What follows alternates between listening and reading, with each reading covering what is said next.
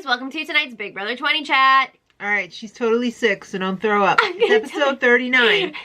Last time Angela was evicted. Oh. Boo-hoo, Tyler! Tyler was so upset. He doesn't have anyone to meet in the dumpster now because no one knows about the showmans. You know who's really happy that Angela's gone? JC. JC is like, ooh, I got him all to myself now. Yeah. Gonna give him my little yatus. This is what JC has wanted for a long time. Yeah.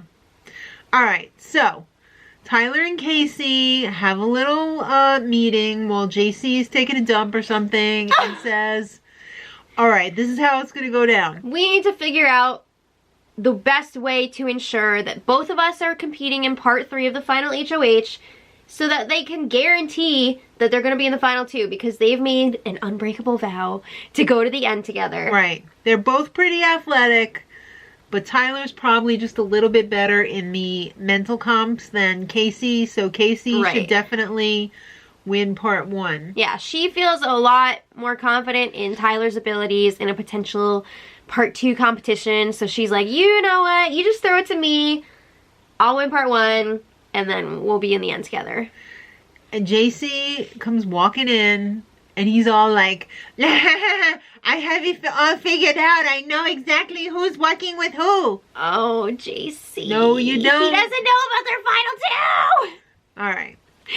So, there's 4 place settings at the tiny table, but there's only 3 house guests left. Yeah, we're down to the final 3. It's time for that walk down memory lane brunch, and for once, I'm actually excited about it because this season was awesome. Yeah, it was. It was awesome. So who do they freaking send? Jeff. It's Jeff Schroeder. Why do they send Jeff Schroeder? I will never... He is one of the golden boys of Big Brother. I will never understand why CBS has such a bone for some house guests and not for others. Seriously. I mean, some of them just do really well with the casuals and... I'm sorry, but Jeff Schroeder's interviews in the backyard and pre-season are some of the worst interviews I've ever seen. I'm sorry. I'm not, like, sticking up for him here. I'm just saying, in his defense, I'm sure when you're, like, the official CBS interviewer, there are certain questions that they want you to ask and they make you ask them, which is why he probably had to do that over and over and over again. But... I'm gonna let you finish, but... I'm just saying that's... I think that's part of it. Also, his homophobic comments. Yeah, that's not cool. How do they look past that and, like, send him in the house with 2 gay people? You know who would have been a dope person to bring in? Who? Freaking, like, Janelle or Kevin or, like, I don't know. Andy? Yes! Right? That would But they never bring back people from season 15. They like, don't even acknowledge that season 15 happened. But anyway. Alright, so, more champagne. Hopefully we cut Jeff off so he doesn't say anything stupid. In his defense, again, I'm sure he's grown. So. I would hope so. This was a fun show, I will say that. Yeah. I thought he did an okay job. I don't know what was on the editing room floor, but... I'm sure he wasn't going on some crazy rant. I don't know. Alright, so let's talk about all the blind sides this season. Oh my goodness, this was That's what made it so good. This was like the most Survivor-y season yet, because Survivor is just like blindside after blindside, and now we're seeing it more on Big Brother, and I'm loving it. Who do you think was the most shocked? Who had the best reactions? Okay, it's a tie between Bailey and Rockstar for sure. Yeah. Bailey was always like... with that. And Rockstar was just like... No, Rockstar was like... Yeah, it was great. It was great. All right. But it was always the Hive getting blindsided. Or Faute, whatever you want to call them. It was always them. There was never a blindside against level 6, was there? No. Well, not until Brett. That wasn't a blindside. Oh, you mean... Well, that was level 6 on level 6, so... Yeah. Level 6 on level 6 violence. Yeah. Alright, so craziest moment, Jeff wants to know. It was the Hailey house meeting. Guys. You know why? Because the Hailey blood dragon hit a geyser. You mean Bailey? The Bailey blood dragon hit a geyser. I'm telling you right now, the emotions in this fight were so raw. when this happened, we had to go back and we watched rewatch it this. many times, and it was the subject of the puppet show. We had to show my dad, okay?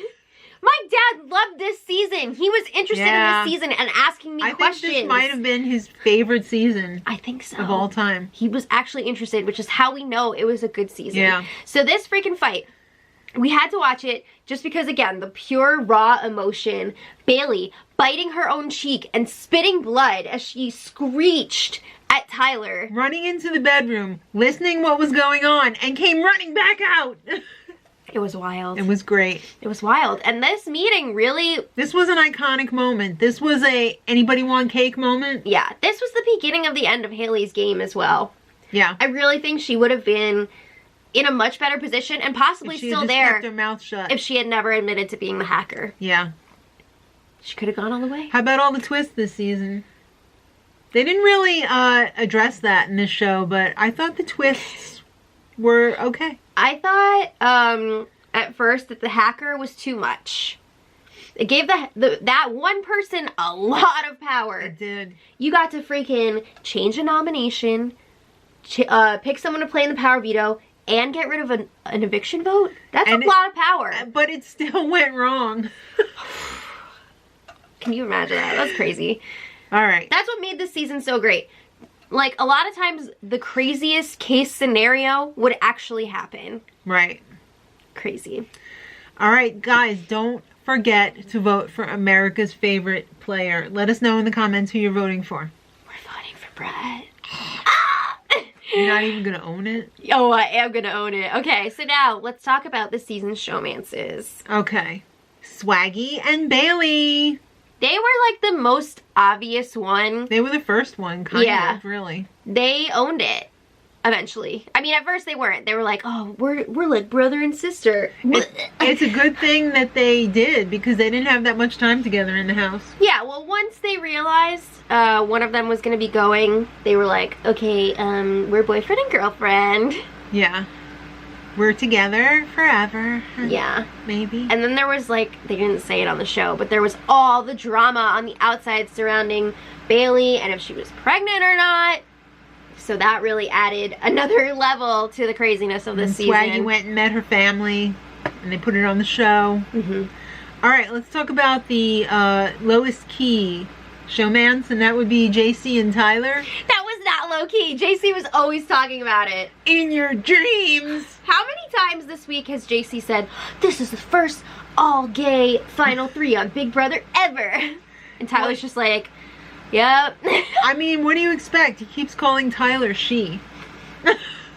She walks into the room. I wish they would have shown Tyler, JC and Casey's song, The Real Tyler, because that was a bop. It was a lot. It was a bop. He was a little angry that Angela stole him away, but I still don't think he realizes the extent of the showmance of Angela Tyler. I mean, they're exchanging I love yous. It seems like the real deal, and I think JC is going to be really hurt when he finds out. Yeah. That's sad. Oh, he'll move on. But I asked you guys this in one of the spoilers. Do you think JC is going to be more upset about Tyler and Angela's relationship or Tyler and Casey's final 2 deal? Angela and Tyler. Ugh. All right. Hailey and Betsy. Was it really a showmance or was it a use-mance? This one was really interesting and hard to figure out because Betsy was absolutely, totally into Hailey. He was lusting after her, let's say. Yeah, okay. So it didn't seem like a super deep connection. No. And of course, like, we don't know for real. On either part. Yeah.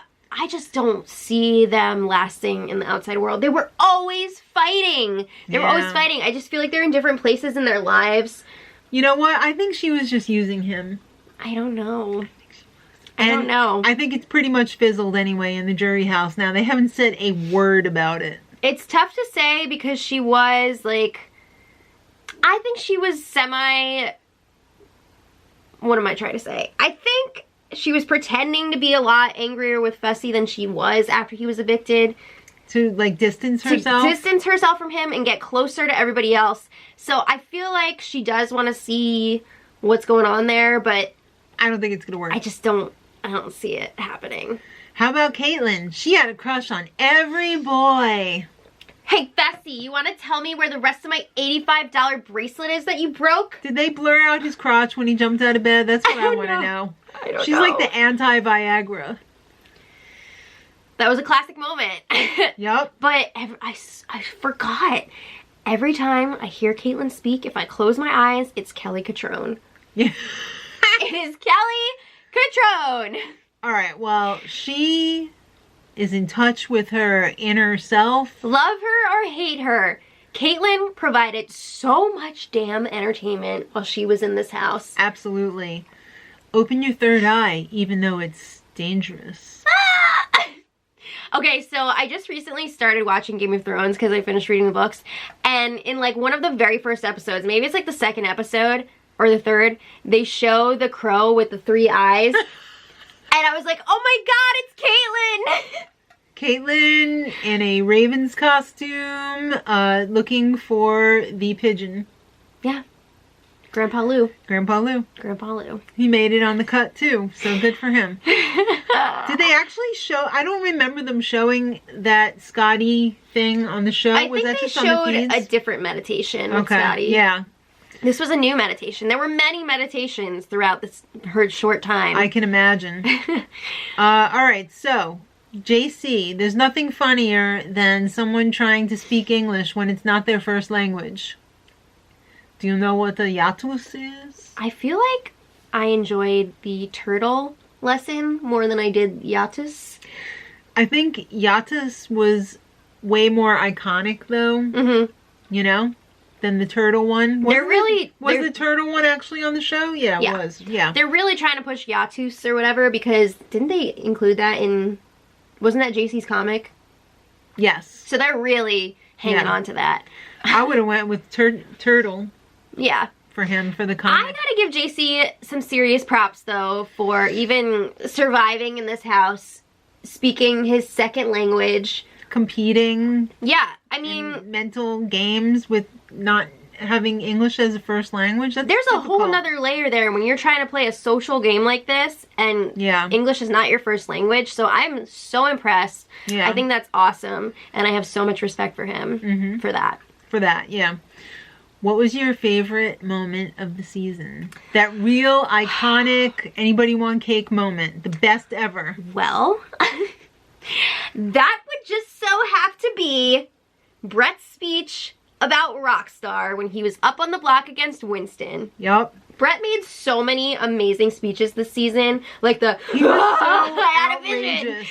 right? He was so outrageous. He really put it out there. He left He it did. all on the dance floor. He gave so much to the fans, which was not helping his game, but he knew, like, the fans would love it. Like, Well, all this his goodbye messages. Actually helped his game. It This- freaking worked. Okay, when he was giving that speech, like, Rockstar came to me and said she was going to flip I her thought vote. that was so outrageous that everybody just had to know that he was making it up. Well, if you look at everybody's reactions when he's giving this speech, they're like, come on, there's no way. But because of Rockstar's reaction and the way she handled the situation, she looked so freaking guilty. Yeah. And people actually thought that it could be true. You're not even gonna own it? What a miracle that they captured this fight live the way they did. The camera angles that they got, people Yup. saying certain lines, like when they focused it on Brett and he's like, you're not even gonna own it. And What? Rockstar, On my daughter's birthday? that is going to be a classic Big Brother line now. That should be a t-shirt. On my daughter's birthday? It wasn't even her daughter's birthday. It was That's the next the day. craziest part. Her birthday was the next day. Come on. Come on, Rockstar. On my daughter's birthday? Disgusting. I can't even. That's cute. That's real That was- cute. That was my favorite moment of the whole season. All right, now Sam, also, she brought it. Sam Intentionally, maybe not. is different than, she's unique. Okay, I don't think we've seen a house guest quite like Sam before. She was a cross between a Craft Corner deathmatch contestant. And Kathy Bates. Okay. I Yeah. mean, she was next level. She had some mood swings. She had some delusions of grandeur. She had some delusions of not grandeur. She would get upset about the most random things. One of her biggest freakouts happened when she thought that JC threw the endurance competition that she won. Right. She was like, oh, everybody was telling me it was such a big deal that I won. But then when she saw that gif of JC falling off, she was like, did you throw the competition? Why'd you jump off the tree? Which is so insane because she was the one telling Tyler to jump off and throw it. So why are you so upset that JC threw it? Yeah. What? It doesn't make sense. Yeah. So, okay. All season, we have been getting amazing spoilers on Twitter from Real Vegas for sure. And one of the early spoilers was that Sam had this major freak out in the diary room, and it was like the hardest that they've ever seen somebody Right. Was it like eviction day as well? Yes, I believe it was. And she wanted to quit. Yeah, she was like threatening to not vote or whatever, or maybe that was a different freak out. I don't even remember. But everybody was like, oh, Real Vegas is just making that up. But like we finally see it, and it was for real because she went in that DR and was like, I just have to make 2 lefts and a right, and I'm gonna go out that door and I'm out of here. Oh, there was more than that. She was like, I'm just gonna make a right and then 2 lefts and then 2 rights and then a left and I'm outside. She knows the escape route from when she was a robot. Yeah. Yeah. Okay. So yeah, that brings us to the diary room segment, which is my favorite of like every season. They usually save this for like I thought the this gag was usually reel. like finale night, but maybe it is on the recap show. All right. Well, it seemed like everybody cried except Brett, and then you brought up. Did Winston cry? I can't remember. I don't even know if they showed him in that segment. Yeah, I don't know. I think he might have been the only house guest that they didn't show. How could you not cry in this house? Sam cried as a robot and a human. Not surprising. I'm sorry, but seeing a freaking robot cry, I just can't. I'm crying for real in my human form, but you can't see it because I'm a robot right now. I wish we could have seen tonight maybe a little bit more robot action because that was just that was the only robot clip. So bizarre and so amazing. All right, but how about them punishments though? There were some good punishments this season. The health nut unitard. Like, how did they not show the robot in the punishment? Yeah. Well, because I think all of these came from the same They were from the same competition, but still, like, they were saying, oh, crazy punishments this season. Yeah. But Casey, I thought hers was pretty tame compared to, like, Rockstar's. I thought this one was pretty tame, too. The pinwheel? The pinwheel, yeah. which we have here still. Like, Casey had to wear 2 costumes this season, but overall, I thought hers were not that bad. No. Rockstar, that was rough. I gotta give her props really for rough. sticking and she had with to do it. that for a whole week. And having a positive attitude about it. Yeah, that was not easy when she had the, I mean, she was, like, limping around the house. Yeah. That was sad. And on live television when she had the camel toe. No! That was bad. I forgot about that. Yeah. Okay, well, Brett's was hilarious. It was my favorite when the Instagramma came in the house and she threw the pills. That was one of my favorite moments of the entire season. Get knocked out of people's hands. Brett was such a good sport about it too. It was so funny. All right, so tonight they started the final HOH part 1. And it was awesome. They had to ride jetpacks around the backyard. But those jetpacks looked dangerous. This was a really tough one because... You're holding on above your head, and then you're standing on the little platforms. Right. I mean, I think it had like a little lip on it. It did. Your foot wouldn't slip off, but... You know how hard they went that is horizontal. to stay on that? Because they were like really tilting that. Yeah. Woo! I would not do very well. I'd be off in like the first few minutes. Seriously, that looked tough. Good thing they're all in really good shape. We already know who won part 1 and part 2, so if you want to know, make sure you check out the spoilers. Yeah, but they're going to show the rest of this competition and the rest of the season on finale night. There's only one episode left. There's only one more chat. Yeah. We hope you join us. Because it's been an amazing season. It has been an amazing season, and thanks to everybody who went through it with us. We really appreciate you guys. Yeah. We couldn't do it without you, and we love the support. And just come back for one more chat. Yeah, leave your favorite moments in the comments. We'll see you on Wednesday, and until then, much love.